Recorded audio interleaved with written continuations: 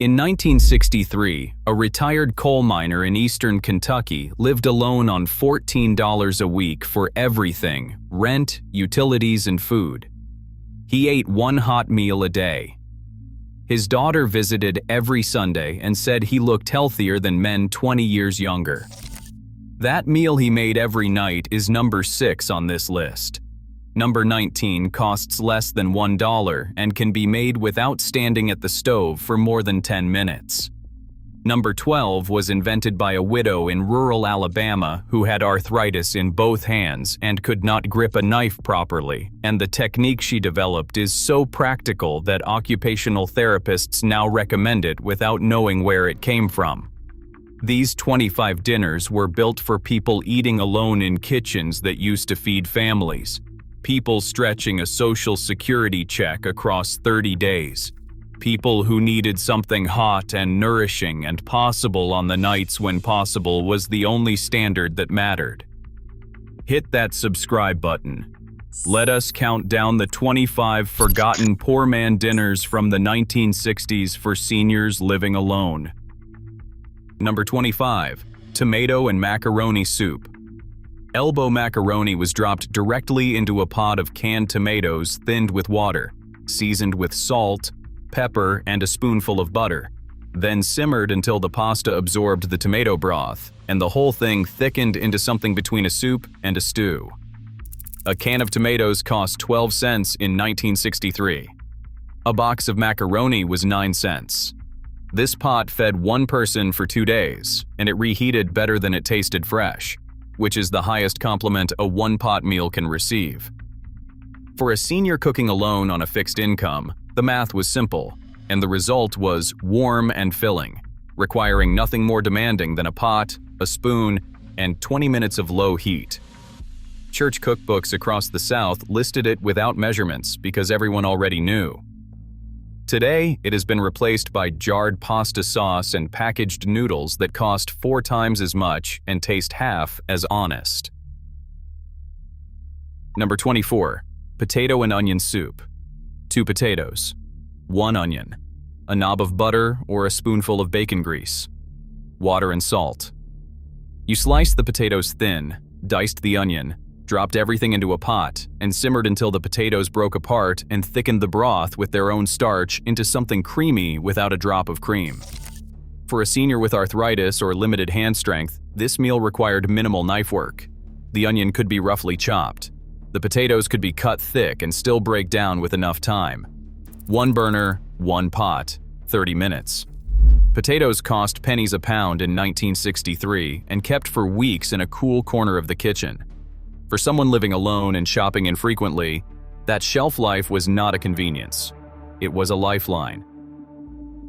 Number 23. Navy bean soup with ham.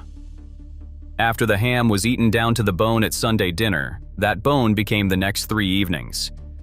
A senior dropped the bone into a pot with a bag of navy beans soaked overnight, a diced onion, a stalk of celery, and enough water to cover everything. Then it simmered on the lowest burner for 3 or 4 hours, while whatever else needed doing got done. By evening, the beans had dissolved at their edges and thickened the broth into something silky and smoky, deeply savory, and tasting nothing like anything from a can. A pound of dried navy beans cost about 10 cents in 1963. The ham bone was already paid for with Sunday's dinner. This pot fed one person for 4 days. The arithmetic was not complicated. It was survival practiced with patience.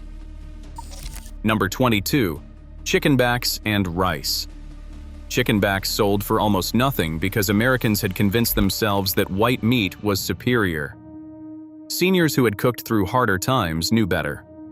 You simmered those bony pieces in water with onion, celery, and salt for an hour until the broth turned gold and the meat fell from the bones.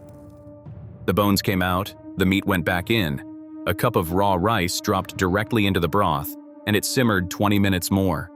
The rice absorbed every molecule of chicken flavor that had dissolved into the liquid. The finished dish was rich and deeply savory in the specific way that only long-cooked chicken broth can manage. The total cost was under 30 cents. We stopped making it when boneless chicken became cheap enough that working with small bones felt like more effort than it was worth. The flavor that lived in those bones was worth every bit of that effort. We just stopped knowing that. Here is what cooking shows and food magazines have never discussed and probably never will. A senior living alone in 1963 faced a problem that had no elegant solution. The recipes she had spent her whole life making were designed for families. Cut them in half and they still made too much. Cut them in quarters and the proportions stopped working. The one-pot meals on this list were not just economical, they were specifically designed, often without anyone consciously designing them, to scale down to single servings without falling apart. A pot of beans could be made in a small quantity. An egg and rice bowl fed exactly one person.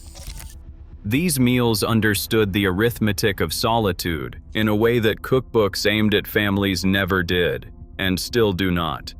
They were not budget meals that happened to be eaten alone. They were meals built from the beginning for the reality of what it meant to set one place at the table. Number 21. Creamed tuna over toast. A can of tuna cost about 19 cents in 1963. A can of cream of mushroom soup was 12 cents. You drained the tuna, stirred it into the soup with just enough milk to thin it, heated it through until it bubbled gently, and ladled it over 2 slices of white toast. 8 minutes from a cold stove to a full plate. For a senior whose energy flagged by late afternoon and who needed dinner to happen quickly or not happen at all, creamed tuna over toast was the answer the question of supper deserved. It appeared on tables across the country every Wednesday for 40 years, and then quietly disappeared behind frozen meals that cost 4 times as much and delivered half the satisfaction. Number 20. Red beans and rice. 1 pound of dried red kidney beans, 1 smoked sausage link, an onion, a green pepper, a stalk of celery. Into the pot in the morning, on the lowest flame. Come back at 5 o'clock. The beans had done their own work all day. They were creamy, and the sausage had surrendered its smoke and fat to the broth, and the whole pot tasted like something requiring far more effort than setting it on the stove and walking away. For a senior whose energy was highest before noon and who needed dinner to be finished by afternoon, this was the ideal meal structure. The work happened when the body was capable. The reward arrived when the body needed it most. Number 19. Pinto beans and cornbread. A bag of dried pinto beans soaked overnight, placed in a pot with a ham hock or a strip of salt pork, enough water to cover, and left on the lowest burner for 3 to 4 hours. By evening, the beans had broken at their edges and thickened the broth into something dark and savory and smoky. The cornbread baked in the cast iron skillet while the beans finished. It was crumbled directly into the bowl. A pound of dried pintos cost about 12 cents in 1963. This pot fed 1 person for 3 days and provided more complete nutrition per dollar than any packaged product introduced during the entire decade. Seniors ate this not with resignation, but with the quiet knowledge that it was good and that it had never failed them. The moment those families could afford to eat something else, most of them did, and the pinto beans went with the poverty they had worked so hard to leave behind. The nutrition did not leave with it. Only the tradition. Number 18. Split pea soup with ham. A bag of dried green split peas, a leftover ham bone, an onion, a carrot, and a bay leaf. Left on the back burner for 2 hours without stirring. The peas dissolved and thickened the broth without any flour into something pale, earthy, and dense enough to coat a spoon. 1 batch fed a senior for 3 days on about 30 cents of ingredients. It appeared in every budget cookbook published during the decade and every government nutrition pamphlet aimed at low-income families. And then it was replaced by canned split pea that costs $1.69 a serving and tastes, if you have ever had the real version, like a polite suggestion of what soup could be rather than soup itself. Here is something the frozen dinner industry does not want senior citizens to understand. The foods that keep elderly people healthy and independent are almost entirely the foods that cannot be marketed. There is no brand loyalty in a bag of dried beans. There is no advertising budget behind a ham bone. The profit margin on a pound of split peas is pennies. That is exactly why you have never seen a commercial aimed at seniors promoting split pea soup made from scratch, and exactly why the frozen dinner aisle has an entire section devoted to convincing elderly people that real cooking is beyond them. It is not beyond them. It never was. A senior who knows how to simmer a pot of beans is more nutritionally independent than anyone eating $4 frozen meals that contain less protein than a handful of lentils. The economics are simple. The marketing has worked very hard to obscure them. Number 17. Cabbage and sausage stew. 1 head of green cabbage. 2 or 3 smoked sausage links sliced into coins. An onion. A can of diced tomatoes. Everything into the pot for 45 minutes, until the cabbage went silky and sweet, and the sausage perfumed the entire pot with garlic and smoke. A head of cabbage cost less than $1 in 1963, and fed one senior for 3 days. Smoked sausage kept in the refrigerator for weeks without spoiling, making it the ideal protein for someone who shopped infrequently. The stew required almost no knife work. Cabbage can be torn rather than cut. For a senior with arthritis in their hands, the difference between a recipe that demanded fine knife work and one that did not was the difference between cooking dinner and going without.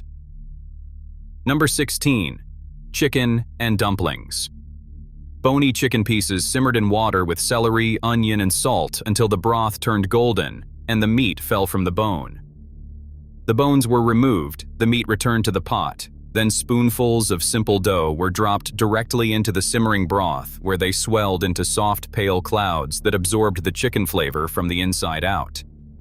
Cooked, covered, for 20 minutes, and the pot was full of tender chicken, thick golden broth, and dumplings that dissolved on the tongue. For a senior cooking for one, this pot lasted nearly a week and tasted better on the 3rd day than the first. Every time it was reheated, the kitchen filled with a smell that said someone still cared enough to cook something real. For a person eating alone in a quiet kitchen, a meal that made the house smell like cooking was not a small thing. Number 15.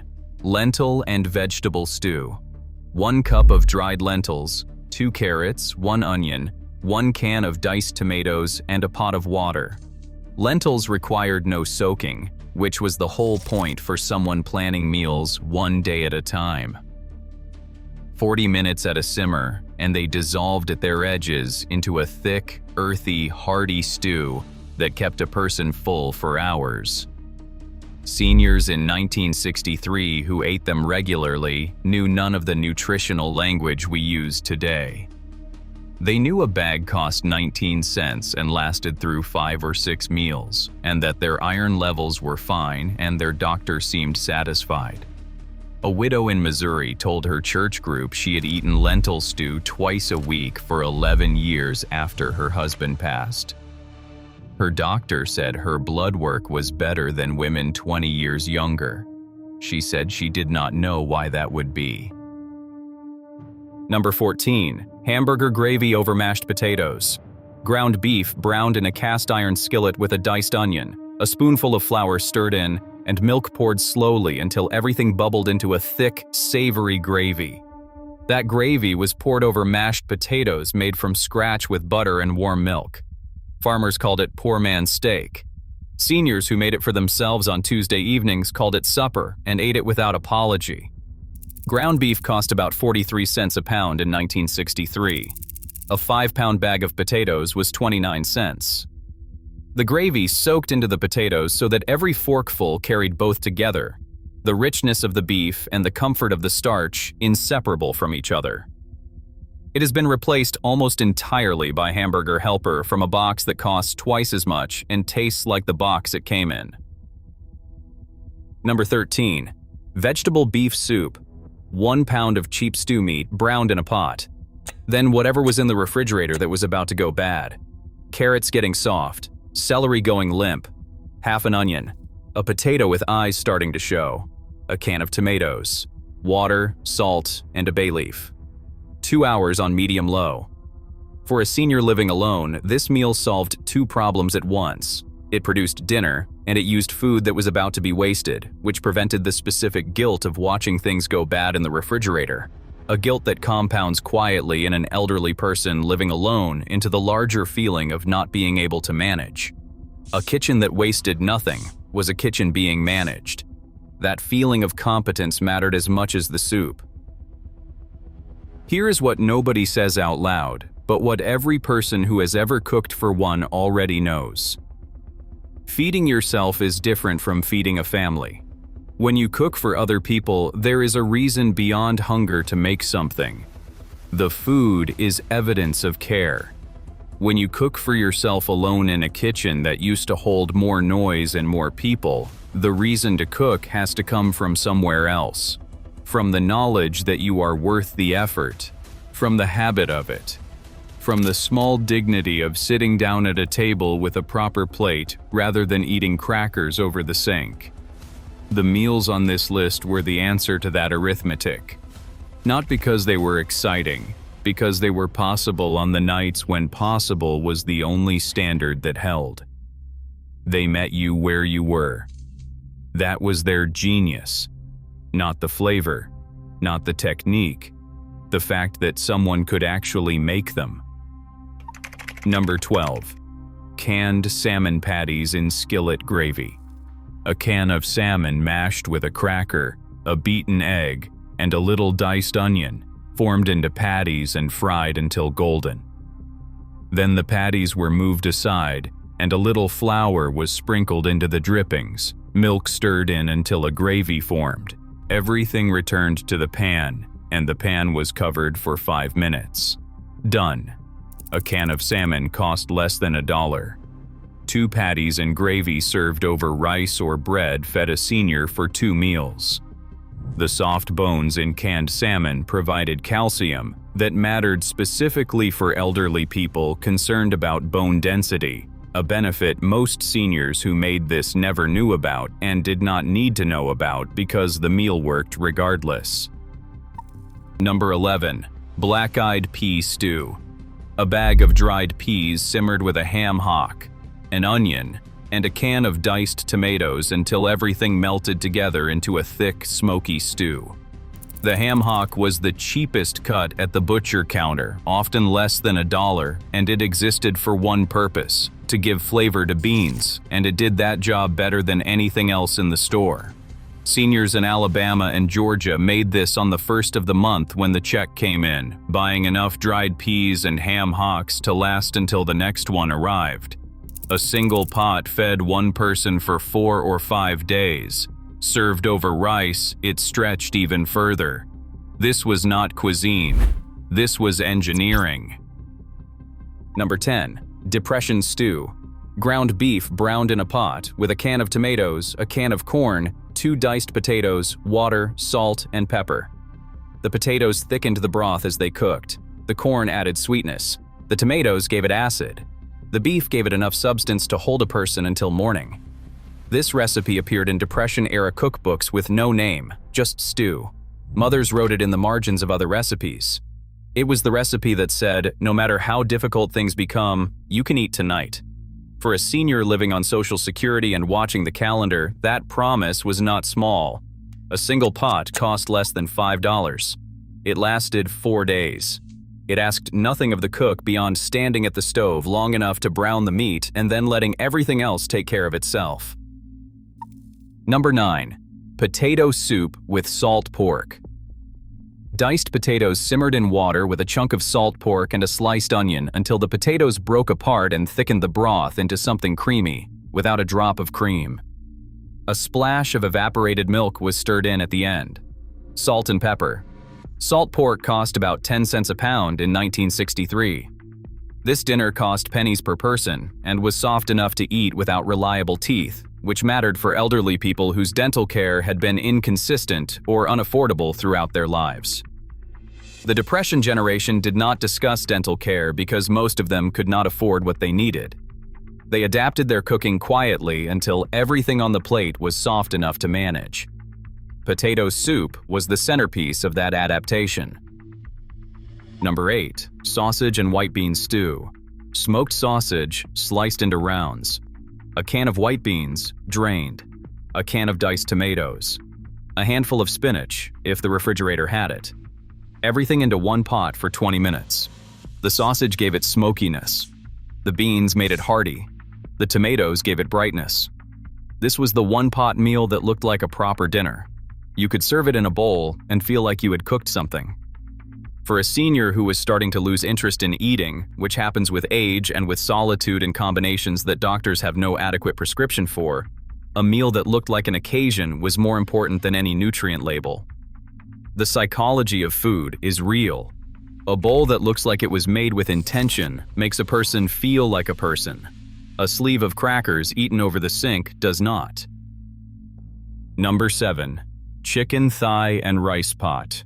Chicken thighs cost about 39 cents a pound in 1963. You browned them in a pot, added a cup of rice, a can of chicken broth, and whatever seasoning the cabinet held. Covered and left alone for 30 minutes. The rice absorbed every drop of the broth, and the fat from the thighs kept everything moist and rich in a way that chicken breast never manages. For a senior with a diminishing appetite, a meal rich enough to actually taste like something was not a luxury. It was the difference between pushing food around the plate and actually finishing a meal. Number 6. Pork and sauerkraut. A pork shoulder or country ribs browned in a pot, then buried under a bag of sauerkraut with a cup of water, and left covered on the lowest burner for 3 hours. The pork turned completely tender, and the sauerkraut lost its sharpness and went silky and sweet. The broth at the bottom was dense and tangy, and tasted like the whole history of Central European immigrant cooking in one spoonful. A pork shoulder cost about 49 cents a pound in 1963. This pot fed a senior for 3 days and asked nothing of the cook except putting it on before noon and letting it do its own work. For someone whose energy peaked in the morning and faded through the afternoon, a dinner that assembled itself was not a convenience. It was a design that matched the reality of getting older. Number 5. White bean and tomato stew. A can of white beans, a can of diced tomatoes, a clove of garlic, an onion, a drizzle of oil, salt, and a pinch of dried oregano. Cook everything together in a pot for 20 minutes. The beans absorb the tomato and the garlic, and the whole thing thickens into something rustic and deeply savory. For a senior who could not always afford meat, this stew provided complete protein from the beans, and enough flavor from the tomatoes and garlic to be a real meal rather than a compromise. Total cost was under 50 cents. Total time was 25 minutes. Total dishes was 1 pot and 1 bowl. On the evenings when that was all the energy available, that efficiency was not a convenience. It was the whole point. Number 4. Creamed corn chowder. A can of cream-style corn, a can of whole kernel corn, a diced potato simmered until soft, a cup of milk, a pat of butter, salt and pepper. The creamed corn thickened the whole thing without any flour or roux. Everything came together in 20 minutes and tasted sweet, golden, and warming. Canned corn lasted for years on the pantry shelf and cost about 18 cents a can in 1963. This meal waited for you until you needed it and asked nothing of you except a pot, 20 minutes, and the willingness to eat something that was not trying to be impressive. It was just trying to feed you. On most evenings, that was exactly the right ambition. Number 3. Lentil and sausage stew. 1 cup of dried green lentils. 2 smoked sausage links sliced into coins. 1 carrot. 1 onion. 1 can of diced tomatoes. Water to cover. Put everything into the pot at once. Simmer for 40 minutes until the lentils begin to dissolve at their edges into a thick, earthy stew that carries the smokiness of the sausage in every spoonful. For a senior eating alone, lentils were the most forgiving protein in the pantry. They cooked themselves while you rested. They could not be overcooked into disaster. They just got thicker and more flavorful the longer they sat. A bag cost less than $1 in 1963, and it produced enough stew for 4 or 5 days. That economy, that quiet abundance from almost nothing, was the whole point of every meal on this list. Number 2. Hamburger vegetable soup. A pound of ground beef browned in a pot with a diced onion, a can of tomatoes, a can of mixed vegetables, drained, 2 diced potatoes, enough water to make it a proper soup, salt, pepper, and a bay leaf. It simmered for 45 minutes. The ground beef was cheaper than stew meat and cooked faster, which mattered on evenings when standing at the stove was a negotiation with the body rather than a comfortable activity. The vegetables from the can required no preparation. The potatoes thickened the broth as they cooked. The whole pot cost under $1 and fed a senior for 3 days. It was humble, and it always worked.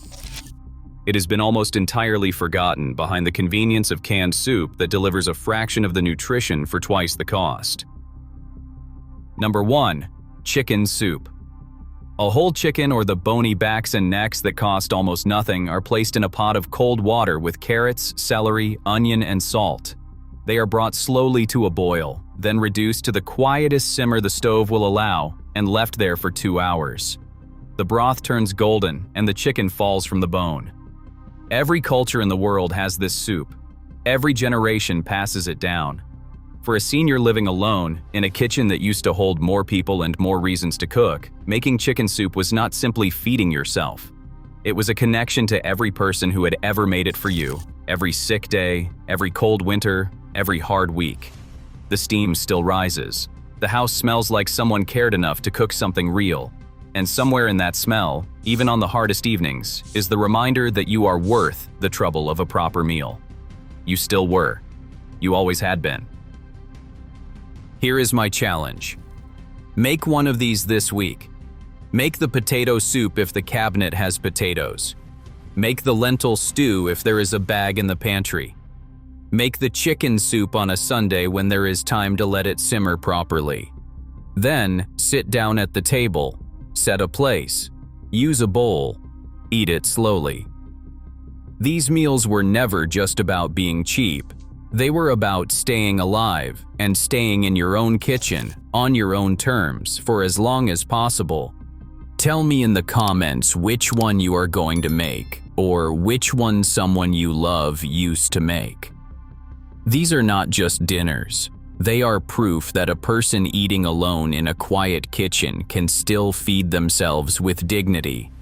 That proof matters more now than it ever has.